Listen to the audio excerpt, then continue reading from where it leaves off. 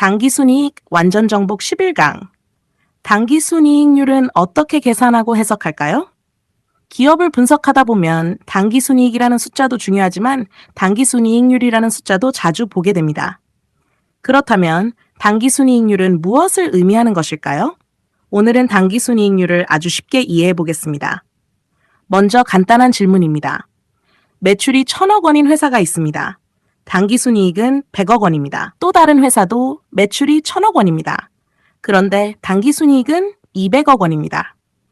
두 회사 중 어느 회사가 더 효율적으로 돈을 벌고 있을까요? 정답은 두 번째 회사입니다. 같은 1,000억 원의 매출을 올렸는데 최종적으로 남기는 돈이 더 많기 때문입니다. 바로 이런 효율을 숫자로 나타낸 것이 당기순이익률입니다. 계산은 아주 간단합니다. 당기순이익을 매출로 나누고 100을 곱하면 됩니다. 예를 들어 보겠습니다. 매출이 1,000억 원입니다. 당기순이익이 100억 원입니다. 그러면 당기순이익률은 10%입니다. 다른 회사는 매출이 1,000억 원인데 당기순이익이 200억 원입니다. 당기순이익률은 20%입니다. 같은 매출을 올렸지만 최종적으로 남기는 돈은 2배 차이가 납니다.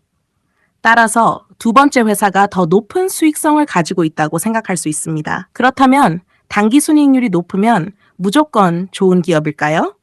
여기서도 조심해야 합니다. 당기순이익률이 갑자기 크게 높아졌다면 먼저 이유를 확인해야 합니다. 예를 들어 회사가 토지를 팔았습니다. 큰 이익이 발생했습니다. 그러면 그해 당기순이익률은 갑자기 높아질 수 있습니다. 하지만 본업이 좋아진 것은 아닐 수도 있습니다. 따라서 당기순이익률이 높아졌다면 먼저 왜 높아졌는가를 확인해야 합니다. 이번에는 반대 상황입니다. 어떤 회사의 당기순이익률이 갑자기 크게 낮아졌습니다. 이 회사는 갑자기 나빠진 것일까요? 그렇지 않을 수도 있습니다. 일회성 손실이 발생했을 수도 있습니다. 구조조정 비용이 한꺼번에 반영됐을 수도 있습니다. 세금 부담이 일시적으로 커졌을 수도 있습니다. 따라서 당기순이익률도 한 해만 보고 판단하면 안 됩니다. 여러 해를 함께 비교하는 것이 중요합니다. 예를 들어 A기업의 당기순이익률이 8%, 9%, 10%, 11%, 12% 이렇게 조금씩 꾸준히 높아진다면 좋은 흐름으로 볼 수 있습니다. 반대로 B기업의 당기순이익률이 8%, 25%, 5%, 19% 이렇게 크게 출렁인다면 왜 이렇게 변동이 큰지 원인을 확인해야 합니다. 이번에는 영업이익률과도 비교해 보겠습니다. 영업이익률은 본업의 수익성을 보여줍니다. 당기순이익률은 최종적으로 남은 수익성을 보여줍니다. 예를 들어 영업이익률은 꾸준한데 당기순이익률만 크게 변한다면 이자 비용이나 세금, 영업 외 손익에 큰 변화가 있었는지 확인해 볼 필요가 있습니다. 반대로 영업이익률과 당기순이익률이 함께 꾸준히 좋아진다면 본업과 최종이익이 같이 좋아지고 있다는 긍정적인 신호일 수 있습니다. 또 하나 중요한 것이 있습니다. 기업마다 당기순이익률은 다릅니다. 반도체 기업과 유통회사는 다를 수 있습니다. 바이오 기업과 자동차 기업도 다를 수 있습니다. 그래서 다른 업종끼리 단순 비교하는 것은 조심해야 합니다. 가능하면 같은 업종 안에서 비교하는 것이 더 도움이 됩니다. 예를 들어 반도체 기업 두 곳을 비교하거나 제약회사 두 곳을 비교하는 것이 더 의미 있습니다. 실전에서는 어떻게 보면 좋을까요? 첫 번째, 당기순이익률이 꾸준히 증가하는지 확인합니다. 두 번째, 영업이익률과 함께 움직이는지 확인합니다. 세 번째, 갑자기 크게 변했다면 일회성 이익이나 손실이 있었는지 확인합니다. 네 번째, 같은 업종의 경쟁 기업과 비교해 봅니다. 다섯 번째, 한 해보다 여러 해의 흐름을 확인합니다. 가상의 기업을 살펴보겠습니다. C기업의 매출은 매년 증가합니다. 영업이익도 꾸준히 증가합니다.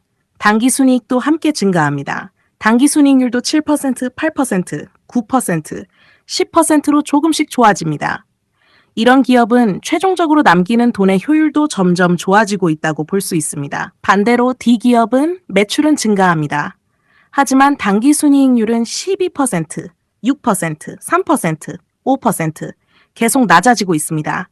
이런 경우에는 영업이익이 줄고 있는지, 이자 비용이 늘고 있는지, 세금 부담이 커졌는지, 영업 외 손실이 있는지를 함께 확인해야 합니다.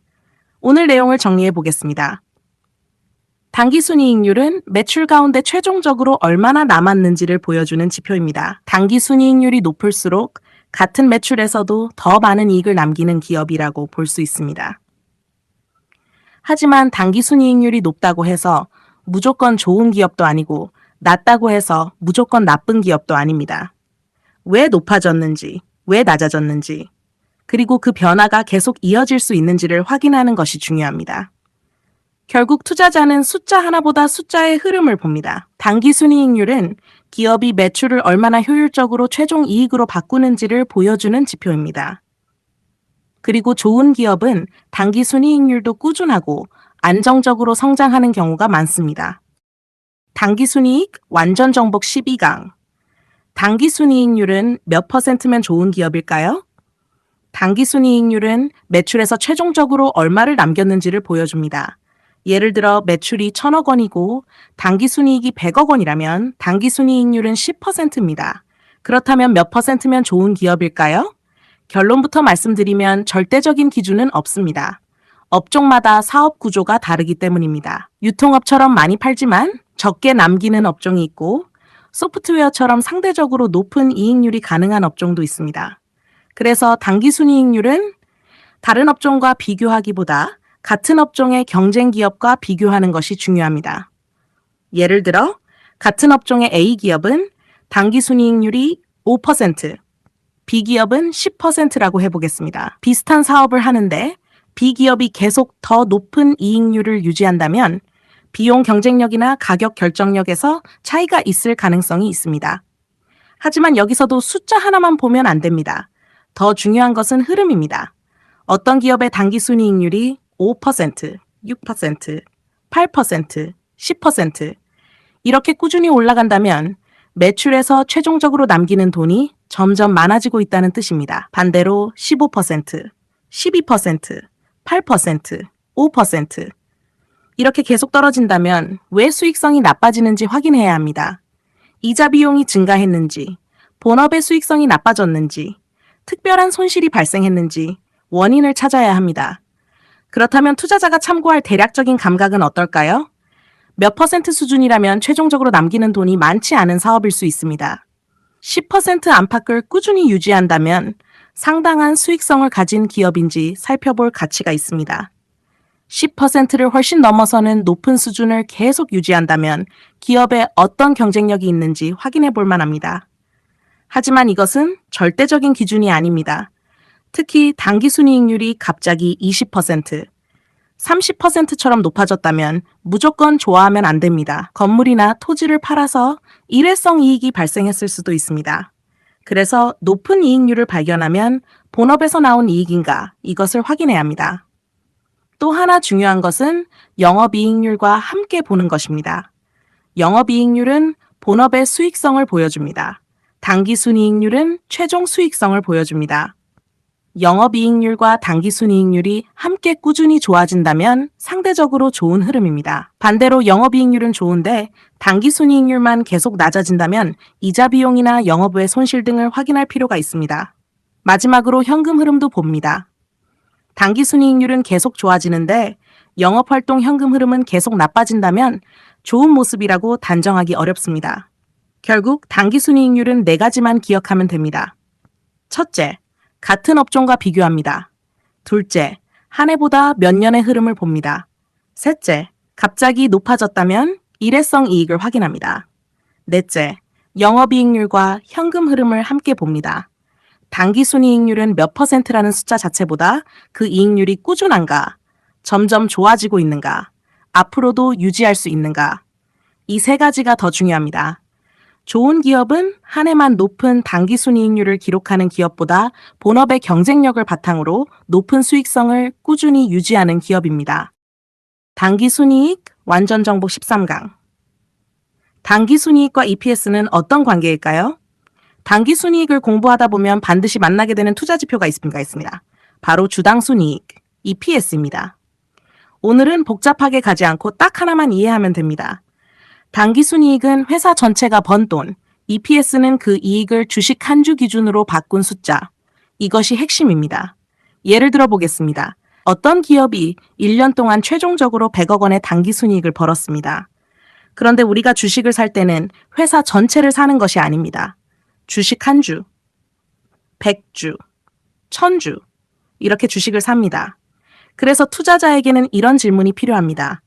이 회사가 번 100억 원의 이익을 주식 한 주 기준으로 보면 얼마일까? 이것을 보여주는 것이 EPS입니다. 쉽게 계산해 보겠습니다. 당기순이익이 100억 원인 기업이 있습니다. 주식 수가 1000만 주라고 해보겠습니다. 그러면 주식 한 주당 1000원의 이익을 번 셈입니다. EPS는 1000원입니다. 여기서 중요한 관계가 나옵니다. 다른 조건이 같다면 당기순이익이 증가하면 EPS도 증가합니다. 당기순이익이 100억 원에서 200억 원으로 늘었습니다. 주식수가 그대로라면 한 주당 돌아가는 이익도 커집니다. 즉, 당기순이익 성장과 EPS 성장은 연결되어 있습니다. 그렇다면 당기순이익만 보면 되지 왜 굳이 EPS를 볼까요? 이유는 간단합니다. 기업마다 주식수가 다르기 때문입니다. A기업은 당기순이익이 100억 원입니다. B기업도 당기순이익이 100억 원입니다. 두 기업이 똑같아 보입니다. 그런데 A기업의 주식수는 1000만 주입니다. B기업의 주식수는 2000만 주입니다. 같은 100억 원을 벌어도 한 주당 돌아가는 이익은 달라집니다. 그래서 주식 투자자는 회사 전체의 당기순이익을 보고 그 다음에는 한 주당 얼마를 벌고 있는가, EPS를 보는 것입니다. 여기서 한 가지 꼭 알아야 할 것이 있습니다. 당기순이익은 늘었는데 EPS가 생각만큼 늘지 않을 수도 있습니다. 왜 그럴까요? 주식수가 늘어났기 때문일 수 있습니다. 예를 들어 회사가 새로운 주식을 많이 발행했다고 해보겠습니다. 기업이 벌어들인 전체 이익은 늘었습니다. 그런데 그 이익을 나눌 주식수도 많이 늘었습니다. 피자가 커졌는데 피자를 나눠 먹을 사람도 많아진 것과 비슷합니다. 그래서 투자자는 당기순이익 증가만 볼 것이 아니라 EPS도 실제로 증가하는지 함께 확인하면 좋습니다. 반대 상황도 생각해 볼 수 있습니다. 회사가 자기 주식을 사서 주식수를 줄였습니다. 당기순이익이 비슷하더라도 나누어야 할 주식수가 줄어들면 한 주당 이익은 커질 수 있습니다. 결국 투자자에게 중요한 것은 회사 전체가 얼마나 벌었는가와 함께 내가 가진 한 주가 얼마의 이익을 만들어내고 있는가입니다. 그리고 EPS가 중요한 이유가 하나 더 있습니다.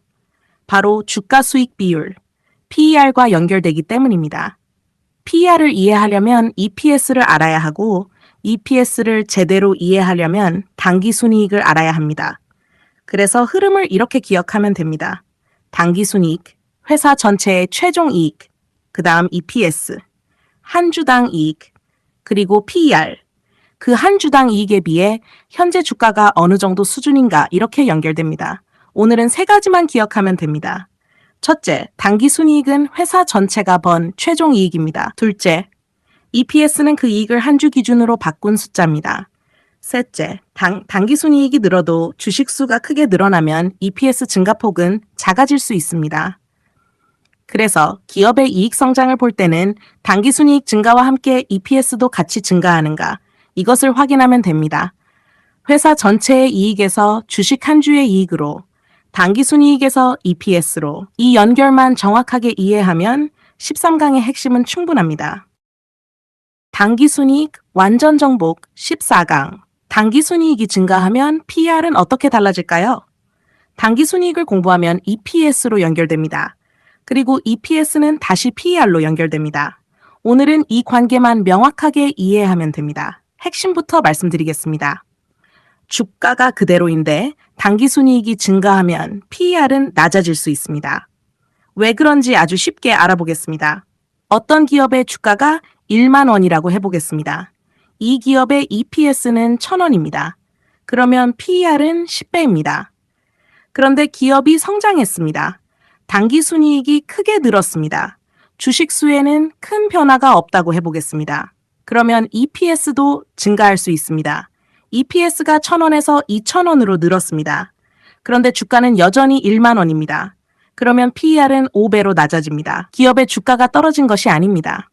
기업이 벌어들이는 이익이 커졌기 때문에 주가가 이익에 비해 상대적으로 낮아진 것입니다. 그래서 투자에서는 현재 PER 숫자만 보는 것보다 앞으로 당기순이익이 어떻게 변할 것인가? 이것이 중요합니다. 예를 들어 보겠습니다. A기업의 PER이 현재 20배입니다. B기업의 PER은 현재 10배입니다. 숫자만 보면 B기업이 더 싸 보입니다. 그런데 A기업의 당기순이익이 앞으로 빠르게 성장할 것으로 예상됩니다. 반면 B기업은 당기순이익이 줄어들고 있습니다. 시간이 지나면 상황이 달라질 수 있습니다. A기업은 EPS가 빠르게 증가하면서 PER 부담이 낮아질 수 있습니다. 반대로 B기업은 이익이 감소하면서 PER이 오히려 높아질 수도 있습니다. 그래서 PER은 현재 숫자 하나만 보고 비싸다, 싸다 판단하면 위험합니다. PER의 뒤에는 기업의 이익이 있습니다. 그리고 그 이익의 출발점에는 당기순이익이 있습니다. 그런데 여기서 한 가지 함정이 있습니다. 당기순이익이 갑자기 증가했습니다. EPS도 크게 증가했습니다. 그래서 PER이 매우 낮아졌습니다. 투자자는 생각합니다. PER이 이렇게 낮으니 엄청나게 싼 주식이구나. 하지만 확인해보니 당기순이익 증가의 원인이 건물 매각이었습니다.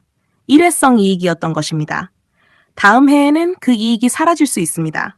그러면 EPS도 다시 낮아질 수 있습니다. PER도 다시 높아질 수 있습니다.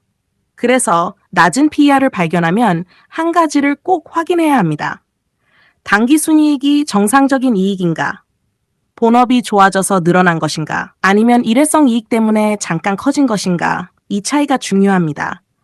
반대의 경우도 있습니다. 어느 기업의 PER이 갑자기 매우 높아졌습니다. 겉으로 보면 주가가 너무 비싸 보입니다. 그런데 확인해 보니 일회성 손실 때문에 당기순이익이 잠시 크게 줄었습니다. 그러면서 EPS가 낮아지고 PER이 일시적으로 높아진 것입니다. 이 경우에도 현재 PER 숫자만 가지고 기업을 판단하면 안 됩니다. 결국 PER을 제대로 보려면 그 계산에 사용되는 이익이 어떤 상태인지 알아야 합니다. 오늘은 딱 4가지만 기억하면 됩니다. 첫째, 당기순이익이 증가하면 EPS도 증가할 가능성이 높습니다. 둘째, 주가가 그대로라면 EPS가 증가할수록 PER은 낮아집니다. 셋째, 당기순이익이 감소하면 반대로 PER이 높아질 수 있습니다. 넷째, 가장 중요합니다. 일회성 이익과 일회성 손실을 확인해야 합니다. 그래서 투자 지표는 따로 떨어져 있는 것이 아닙니다. 당기순이익이 움직입니다. EPS가 움직입니다. 그러면 PER의 해석도 달라집니다. 이 흐름을 기억하면 됩니다. 당기순이익, 회사 전체의 최종이익, EPS, 한 주당 이익, PER, 그 이익에 비해 현재 주가가 어느 정도인가? 결국 PER을 제대로 보는 힘은 단순히 PER 숫자를 외우는 데서 나오지 않습니다. 그 뒤에 있는 당기순이익의 방향과 이익의 질을 보는 것. 이것이 당기순이익과 PER을 연결해서 보는 핵심입니다. TAC 당기순이익 완전정복 15강. 당기순이익과 ROE를 함께 보면 무엇이 보일까요? 당기순이익이 많이 나는 기업은 좋은 기업일까요? 분명 중요한 신호입니다. 하지만 투자자는 한 가지를 더 생각해야 합니다. 그 이익을 만들기 위해 얼마나 많은 자기 자본을 사용했을까? 바로 여기서 ROE가 아니라 ROE가 아닌 ROE와 혼동하지 않고 ROE가 아니라 ROE. 정확히는 ROE, 즉 자기 자본 이익률을 보게 됩니다. 오늘 핵심은 간단합니다. 당기순이익은 얼마를 벌었는지를 보여주고 ROE는 주주의 돈으로 얼마나 효율적으로 벌었는지를 보여줍니다. 예를 들어 보겠습니다. A 기업과 B 기업이 있습니다. 두 기업 모두 당기순이익이 100억 원입니다. 숫자만 보면 두 기업의 이익은 같습니다. 그런데 A 기업의 자기 자본은 1000억 원입니다. B 기업의 자기 자본은 500억 원입니다. A 기업은 1000억 원의 자기 자본으로 100억 원을 벌었습니다. B기업은 500억 원의 자기 자본으로 똑같이 100억 원을 벌었습니다. 어느 기업이 자기 자본을 더 효율적으로 사용했을까요? B기업입니다. 같은 100억 원을 벌었지만 더 적은 자기 자본으로 같은 이익을 만들었기 때문입니다. 그래서 당기순이익만 보면 보이지 않았던 차이가 ROE를 함께 보면 보이기 시작합니다. 쉽게 생각하면 됩니다. 당기순이익은 얼마나 벌었나? ROE는 가지고 있는 자기 자본으로 얼마나 잘 벌었나? 이 차이입니다. 그렇다면 ROE가 높으면 무조건 좋을까요? 여기서도 한 가지 주의해야 합니다. 부채가 많으면 자기 자본이 상대적으로 작아지면서 ROE가 높게 나타날 수도 있습니다. 그래서 ROE가 높은 기업을 발견했다고 무조건 좋은 기업이라고 판단하면 안 됩니다. 부채가 너무 많지는 않은지, 이자 비용을 감당할 수 있는지, 당기순이익이 정상적인 이익인지 함께 확인해야 합니다. 또 하나 중요합니다. 당기순이익이 일회성 이익 때문에 갑자기 증가하면 ROE 역시 갑자기 높아질 수 있습니다. 예를 들어 평소 당기순이익이 100억 원이던 기업이 건물을 팔아서 어느 해 당기순이익이 300억 원이 됐습니다. 그러면 그의 ROE도 굉장히 좋아 보일 수 있습니다. 하지만 건물 매각 이익은 매년 반복되는 이익이 아닙니다. 따라서 ROE를 볼 때도 그 바탕이 되는 당기순이익이 정상적인 이익인지 확인해야 합니다. 좋은 흐름은 어떤 모습일까요? 매출이 꾸준히 증가합니다. 영업이익도 증가합니다. 당기순이익도 증가합니다. 그리고 ROE도 안정적으로 유지되거나 좋아집니다. 이런 기업이라면 회사의 몸집만 커지는 것이 아니라 자기 자본을 이용해 이익을 만들어내는 능력도 유지되고 있다고 볼 수 있습니다. 반대로 자기 자본은 계속 늘어나는데 당기순이익이 거의 늘지 않는다면 ROE는 낮아질 수 있습니다. 회사가 돈은 계속 쌓아두는데 그 돈으로 새로운 이익을 충분히 만들어내지 못하고 있다는 신호일 수도 있습니다. 그래서 장기 투자에서는 이 부분이 중요합니다. 기업이 벌어들인 돈을 회사 안에 계속 쌓아두고 있다면 그 돈을 이용해서 더 많은 이익을 만들어야 합니다. 그래야 기업의 가치도 장기적으로 성장할 가능성이 커집니다. 오늘은 3가지만 기억하면 됩니다. 첫째, 당기순이익은 기업이 최종적으로 얼마를 벌었는지 보여줍니다. 둘째, ROE는 주주의 자기 자본으로 얼마나 효율적으로 이익을 만들었는지 보여줍니다. 셋째, ROE가 높다면 당기순이익의 질과 부채 수준도 함께 확인해야 합니다. 결국 좋은 기업을 찾을 때는 단순히 많이 버는 기업인가만 보는 것이 아닙니다. 가지고 있는 돈으로 얼마나 효율적으로 벌고 있는가, 당기순이익과 ROE를 함께 보는 이유가 바로 이것입니다. 당기순이익 완전 정복 16강. 당기순이익이 늘어도 주가가 떨어질 수 있을까요? 기업이 좋은 실적을 발표했습니다. 당기순이익이 작년보다 크게 늘었습니다. 그렇다면 주가도 당연히 올라야 할 것 같습니다. 그런데 실제 주식시장에서는 반대의 일이 자주 발생합니다. 당기순이익은 늘었는데 주가는 오히려 떨어집니다. 왜 그럴까요? 오늘 핵심은 하나입니다. 주가는 과거의 이익보다 앞으로의 이익을 먼저 봅니다. 예를 들어 보겠습니다. A기업의 당기순이익이 작년 100억 원에서 올해 200억 원으로 2배 증가했습니다. 굉장히 좋은 실적입니다. 그런데 시장에서는 이미 300억 원을 예상하고 있었습니다. 실제 결과는 200억 원입니다. 작년보다는 좋아졌지만 시장이 기대했던 것에는 미치지 못했습니다. 그러면 좋은 실적을 발표하고도 주가가 하락할 수 있습니다. 여기서 중요한 개념이 나옵니다. 실적의 절대적인 크기보다 시장의 기대와 비교해야 한다는 것입니다. 두 번째 이유는 미래 실적 전망입니다. 올해 당기순이익은 아주 좋았습니다. 그런데 회사가 말합니다. 내년에는 매출 성장이 둔화될 것 같습니다. 원가가 올라갈 것 같습니다. 경쟁이 심해질 것 같습니다. 그러면 투자자들은 올해의 좋은 실적보다 내년의 이익 감소 가능성을 먼저 생각할 수 있습니다. 주가는 미래를 미리 반영하려 하기 때문입니다. 세 번째는 이미 주가가 많이 오른 경우입니다. 기업의 좋은 실적을 예상하고 주가가 몇 달 동안 미리 크게 올랐다고 해보겠습니다. 그리고 실제로 좋은 실적이 발표됐습니다. 그런데 주가는 더 이상 오르지 않습니다. 오히려 차익을 실현하려는 투자자들이 나타나면서 주가가 떨어질 수도 있습니다. 좋은 실적이 이미 주가에 반영되어 있었던 것입니다. 그래서 주식시장에서는 좋은 실적과 좋은 주가가 항상 같은 시점에 나타나는 것은 아닙니다. 네 번째는 당기순이익의 질입니다.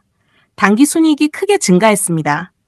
그런데 자세히 보니 본업이 좋아진 것이 아니라 자산을 팔아서 일회성 이익이 발생했습니다. 시장에서는 이런 이익을 지속 가능한 성장으로 높게 평가하지 않을 수 있습니다. 반대로 당기순이익 증가가 매출 성장, 영업이익 성장, 본업 경쟁력 강화에서 나왔다면 해석은 달라질 수 있습니다. 결국 투자자가 봐야 하는 것은 단순한 순이익 증가가 아닙니다. 왜 증가했는가? 그리고 앞으로도 증가할 수 있는가? 이것입니다.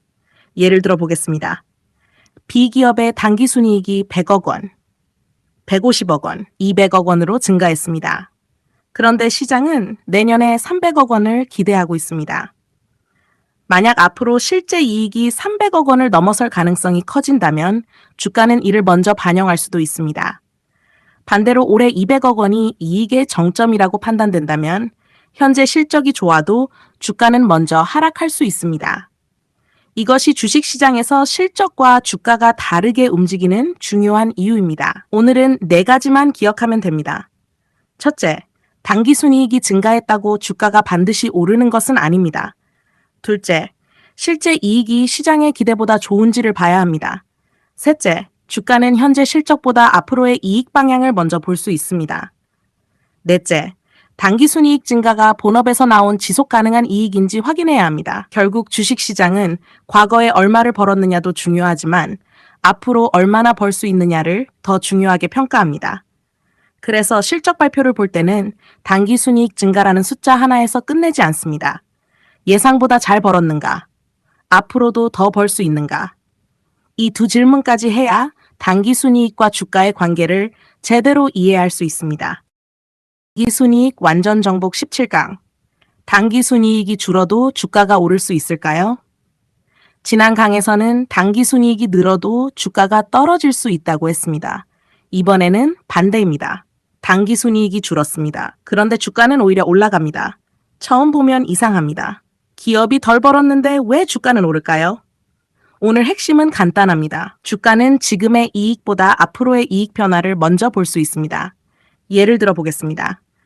A기업의 당기순이익이 작년 200억 원에서 올해 100억 원으로 줄었습니다. 숫자만 보면 실적이 나빠졌습니다. 그런데 시장에서는 원래 올해 당기순이익이 50억 원까지 떨어질 것으로 예상했습니다. 실제 결과는 100억 원이었습니다. 이익은 감소했지만 시장이 걱정했던 것보다는 훨씬 좋았습니다. 그러면 투자자들은 생각할 수 있습니다. 생각보다 괜찮네. 최악의 상황은 지나가는 것 아닐까? 이런 기대가 생기면서 주가가 오를 수 있습니다. 두 번째는 실적의 바닥을 통과하는 경우입니다. B기업의 당기순이익이 300억 원, 200억 원, 100억 원으로 계속 감소했습니다. 현재 숫자만 보면 좋지 않습니다. 하지만 앞으로 150억 원, 200억 원, 300억 원으로 다시 증가할 것으로 예상된다고 해보겠습니다. 주식시장은 당기순이익이 다시 300억 원이 될 때까지 기다리지 않을 수 있습니다. 이익이 바닥을 찍고 회복할 가능성이 보이면 주가가 먼저 움직일 수 있습니다. 이것이 중요합니다. 실적의 방향이 바뀌기 전에 주가가 먼저 방향을 바꾸는 경우가 있습니다. 세 번째는 일회성 손실입니다. 당기순이익이 크게 줄었습니다. 그런데 확인해보니 본업이 나빠진 것이 아닙니다. 매출은 증가하고 있습니다. 영업이익도 증가하고 있습니다. 다만 특정한 일회성 손실 때문에 당기순이익만 일시적으로 감소했습니다. 시장이 이 손실을 한 번으로 끝날 문제라고 판단한다면 현재의 낮은 당기순이익보다 앞으로 정상화될 이익을 더 중요하게 볼 수 있습니다. 그러면 당기순이익이 감소한 해에도 주가는 오를 수 있습니다. 네 번째는 새로운 성장 기대입니다. 현재 당기순이익은 줄었습니다. 하지만 기업이 새로운 공장을 가동하거나 새로운 제품을 출시하거나 새로운 시장에 진출하면서 앞으로 매출과 이익이 크게 증가할 가능성이 생겼습니다. 현재는 투자 비용 때문에 이익이 줄었지만 그 투자가 미래의 성장을 위한 것이라면 시장은 앞으로의 이익을 먼저 평가할 수 있습니다. 여기서 투자자가 꼭 기억해야 할 것이 있습니다. 당기순이익 감소라는 숫자만 보고 무조건 나쁘다고 판단하면 안 됩니다. 먼저 물어야 합니다. 왜 줄었는가? 본업이 나빠졌는가? 일회성 손실인가? 성장을 위한 투자 때문인가? 그리고 한 가지를 더 물어야 합니다. 앞으로 어떻게 될 것인가? 당기순이익 감소가 계속될 것인가? 아니면 이번이 바닥이고 다시 증가하기 시작할 것인가? 주식시장에서는 이 두 번째 질문이 특히 중요합니다. 오늘은 3가지만 기억하면 됩니다. 첫째, 당기순이익이 줄어도 주가는 오를 수 있습니다. 둘째, 현재 실적이 나빠도 시장의 예상보다 좋거나 실적 회복이 예상되면 주가가 먼저 움직일 수 있습니다. 셋째, 당기순이익 감소의 원인이 본업 악화인지 일회성 손실인지 성장을 위한 투자 때문인지 구별해야 합니다. 결국 주가는 지금 기업이 얼마를 버느냐만 보는 것이 아닙니다. 지금보다 앞으로 더 좋아질 것인가, 이 기대를 반영합니다. 그래서 당기순이익을 볼 때도 증가와 감소만 보는 것이 아니라 현재가 이익의 고점인지, 현재가 이익의 바닥인지, 앞으로 방향이 어디로 향하는지 이것까지 생각해야 합니다. 당기순이익은 과거와 현재의 성적표입니다. 주가는 미래의 성적표를 먼저 예상하려고 합니다. 이 차이를 이해하면 당기순이익은 줄었는데 주가는 왜 오르는지 훨씬 쉽게 이해할 수 있습니다. 당기순이익 완전 정복 18강. 당기순이익 성장률이 둔화되면 주가에는 어떤 신호일까요? 기업의 당기순이익이 계속 증가하고 있습니다. 그런데 자세히 보면 조금 이상합니다. 첫 해에는 당기순이익이 크게 늘었습니다. 다음 해에도 늘었습니다. 그 다음 해에도 분명 증가했습니다. 하지만 증가하는 속도가 점점 느려지고 있습니다. 이것을 당기순이익 성장률 둔화라고 볼 수 있습니다. 오늘 핵심은 하나입니다. 이익은 늘고 있어도 성장 속도가 떨어지면 주가는 먼저 반응할 수 있습니다. 예를 들어 보겠습니다. 어떤 기업의 당기순이익이 첫 해 100억 원, 다음 해 200억 원, 그 다음 해 300억 원, 그리고 다음 해 330억 원이 됐습니다. 당기순이익 자체는 계속 증가했습니다. 적자가 난 것도 아닙니다. 그런데 성장 속도를 보면 이야기가 달라집니다. 처음에는 이익이 매우 빠르게 늘었습니다. 하지만 마지막에는 300억 원에서 330억 원으로 증가폭이 크게 줄었습니다. 시장은 여기서 질문합니다. 이 기업의 고성장 시기가 끝나고 있는 것 아닐까? 이 질문이 주가에는 중요합니다. 특히 성장주의 주가는 현재 벌고 있는 돈뿐만 아니라 앞으로 이익이 얼마나 빠르게 증가할 것이라는 기대까지 반영되어 있는 경우가 많습니다. 시장이 어떤 기업에 높은 PER을 주고 있다고 생각해 보겠습니다. 왜 높은 가격을 지불하고 있을까요? 앞으로 당기순이익이 빠르게 성장할 것이라고 기대하기 때문일 수 있습니다. 그런데 실제 실적에서 당기순이익 성장률이 계속 둔화되기 시작합니다. 그러면 시장은 앞으로도 높은 성장률을 유지할 수 있을지 의심하기 시작할 수 있습니다. 이때 당기순이익은 여전히 상 최대인데도 주가는 먼저 하락할 수 있습니다. 이것이 중요한 부분입니다. 사상 최대 이익과 사상 최고의 주가가 반드시 같은 시점에 나타나는 것은 아닙니다. 주가는 미래를 보기 때문입니다. 그렇다면 성장률이 둔화되면 무조건 팔아야 할까요? 그렇지는 않습니다. 왜 둔화됐는지를 확인해야 합니다. 예를 들어 경기가 일시적으로 둔화됐을 수도 있습니다. 새로운 공장을 가동하기 전에 잠시 성장 속도가 느려졌을 수도 있습니다. 신제품 출시가 조금 늦어졌을 수도 있습니다. 이런 경우라면 다시 성장률이 높아질 가능성도 있습니다. 반대로 시장이 포화되고 경쟁이 심해지고 제품 가격이 떨어지고 매출 성장까지 둔화된다면 당기순이익 성장률 둔화가 기업의 성장기가 끝나가는 신호일 수도 있습니다. 그래서 당기순이익 성장률이 둔화되면 매출도 함께 보는 것이 좋습니다. 매출 성장률도 둔화되는가? 영업이익 성장률도 둔화되는가? 당기순이익 성장률도 둔화되는가? 세 가지가 동시에 느려지고 있다면 조금 더 주의 깊게 볼 필요가 있습니다. 반대로 당기순이익 성장률만 잠시 둔화됐는데 매출은 계속 빠르게 성장하고 영업이익도 좋아지고 있다면 일시적인 비용이나 특별한 요인이 있는지 확인해 봅니다. 오늘은 4가지만 기억하면 됩니다. 첫째, 당기순이익이 증가하고 있다는 사실만 보면 안 됩니다. 둘째, 얼마나 빠르게 증가하고 있는지 성장 속도도 봐야 합니다. 셋째, 성장률 둔화가 계속되면 주가는 실적보다 먼저 반응할 수 있습니다. 넷째, 성장률이 둔화됐다면 매출과 영업이익도 함께 둔화되는지 확인합니다. 결국 투자자는 이익이 늘었는가만 보는 것이 아니라 이익 증가 속도가 빨라지고 있는가, 아니면 느려지고 있는가, 이것까지 봅니다. 특히 높은 성장을 기대받는 기업일수록 이 차이는 주가에 크게 작용할 수 있습니다. 그래서 기억하면 됩니다. 좋은 기업을 찾을 때는 이익의 크기를 보고 좋은 시점을 찾을 때는 이익의 방향과 속도까지 봅니다. 당기순이익이 사상 최대라는 말보다 그 이익이 앞으로 더 빠르게 성장할 수 있는가? 이 질문이 주식시장에서는 더 중요할 때가 많습니다. 당기순이익 완전 정복 19강. 당기순이익이 줄어도 좋은 기업일 수 있을까요? 당기순이익이 줄었습니다. 작년에는 200억 원을 벌었는데 올해는 100억 원을 벌었습니다. 숫자만 보면 실적이 나빠졌습니다. 그렇다면 이 기업은 나쁜 기업일까요? 반드시 그렇지는 않습니다. 오늘 핵심은 하나입니다. 당기순이익 감소보다 왜 감소했는지를 먼저 봐야 합니다. 당기순이익 감소에는 좋지 않은 감소가 있고 미래 성장을 준비하면서 나타나는 감소도 있습니다. 먼저 좋지 않은 경우부터 보겠습니다. 매출이 줄어듭니다. 영업이익도 줄어듭니다. 당기순이익도 줄어듭니다. 제품이 잘 팔리지 않고 시장 점유율까지 떨어지고 있습니다. 이런 경우라면 본업 자체가 약해지고 있을 가능성을 생각해야 합니다. 특히 이런 흐름이 몇 년 동안 계속된다면 주의해서 봐야 합니다. 하지만 전혀 다른 경우도 있습니다. A 기업이 있습니다. 매출은 계속 증가하고 있습니다. 영업이익도 나쁘지 않습니다.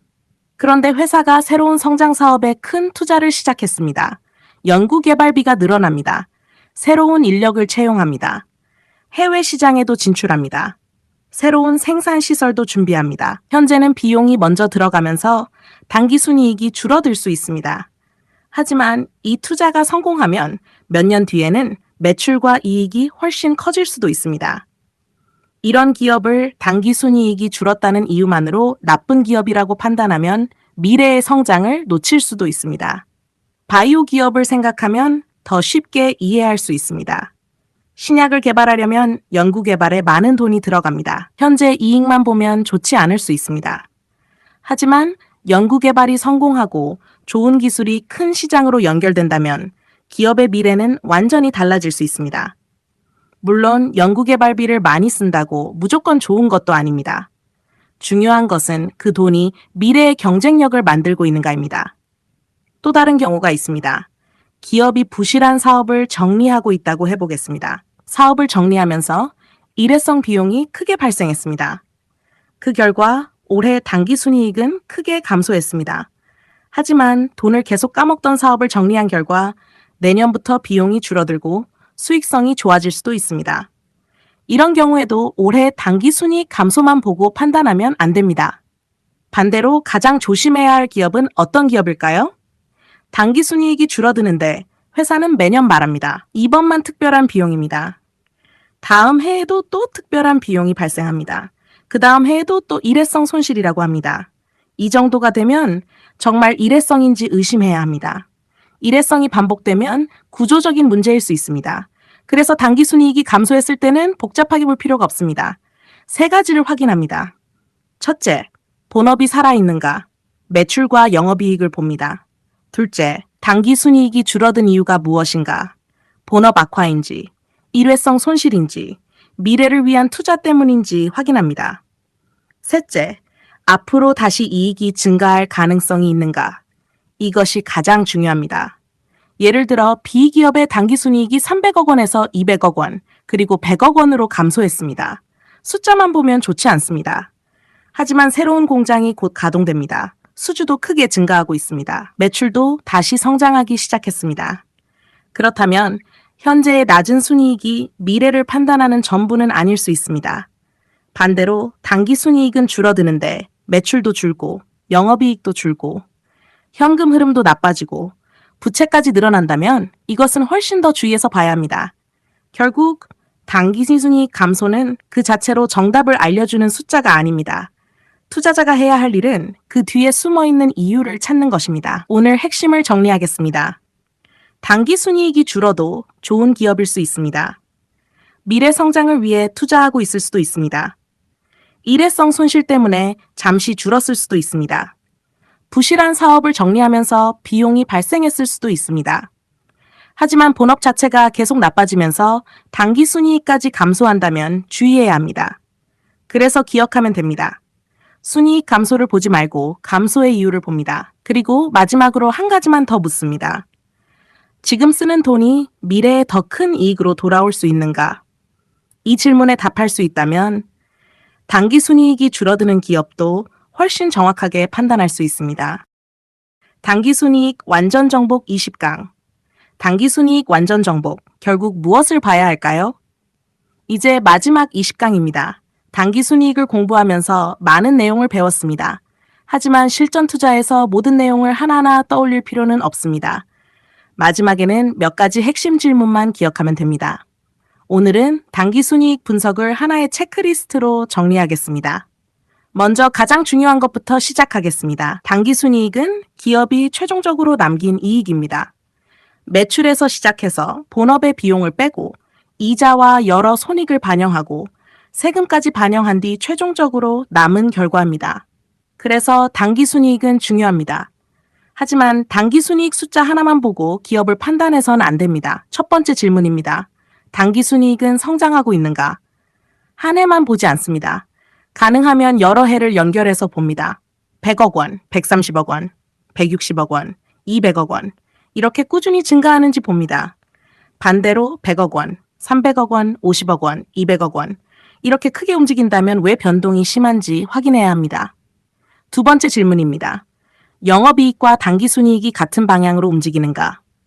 영업이익은 본업의 성적입니다. 당기순이익은 최종 성적입니다. 영업이익도 증가하고 당기순이익도 증가한다면 본업의 성장이 최종 이익으로 연결되고 있는지 살펴볼 수 있습니다.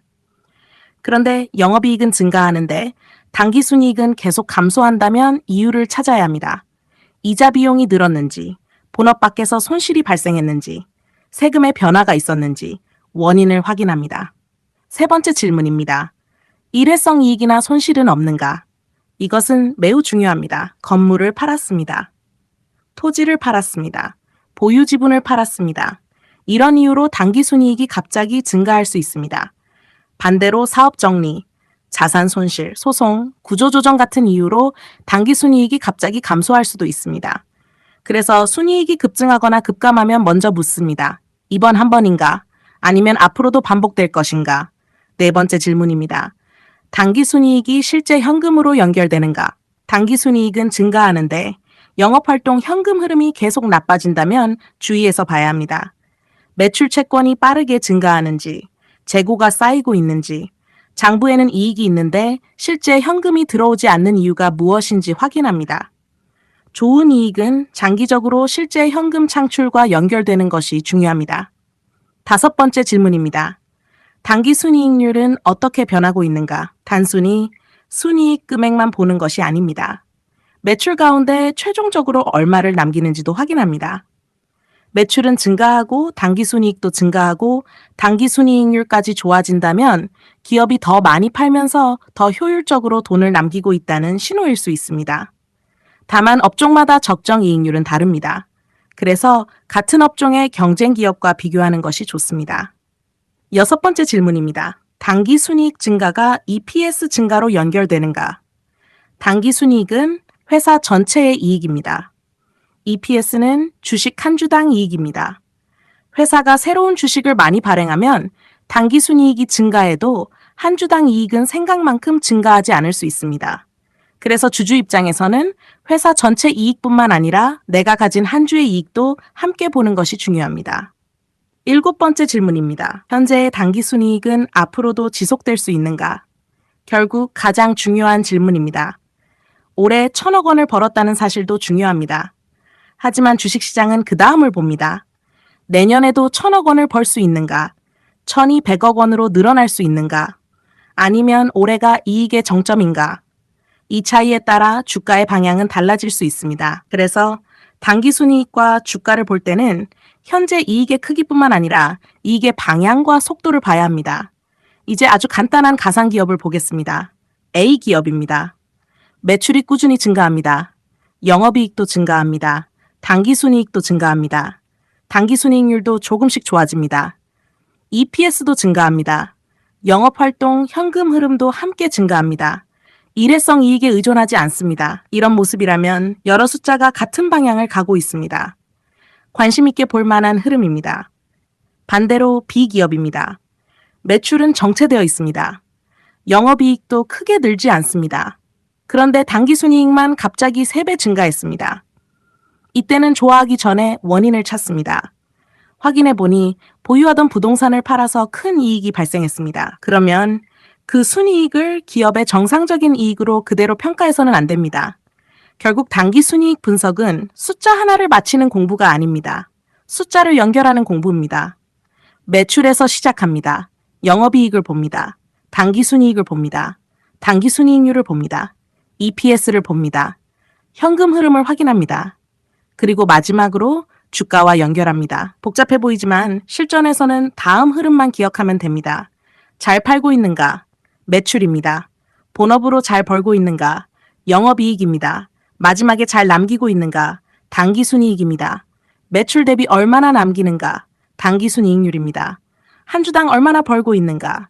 EPS입니다. 그 이익이 실제 돈으로 들어오는가? 영업활동 현금 흐름입니다. 그리고 마지막, 앞으로 더 좋아질 수 있는가? 이것이 미래의 실적과 주가를 연결하는 질문입니다. 당기순이익이 높다고 무조건 좋은 기업은 아닙니다. 당기순이익이 줄었다고 무조건 나쁜 기업도 아닙니다. 흑자 전환했다고 무조건 매수할 이유도 없습니다. 중요한 것은 항상 같습니다. 왜 늘었는가? 왜 줄었는가? 그 이익은 현금으로 들어오는가? 그리고 앞으로도 계속 벌 수 있는가? 당기순이익 완전 정복에서 마지막으로 기억해야 할 핵심은 이것입니다. 이익의 크기보다 이익의 질을 봅니다. 그리고 현재의 이익보다 미래에도 반복 가능한 이익인지를 봅니다. 이 두 가지를 기억한다면 당기순이익이라는 숫자를 단순한 재무제표 숫자가 아니라 기업의 진짜 수익성과 미래 경쟁력을 판단하는 투자 지표로 활용할 수 있습니다.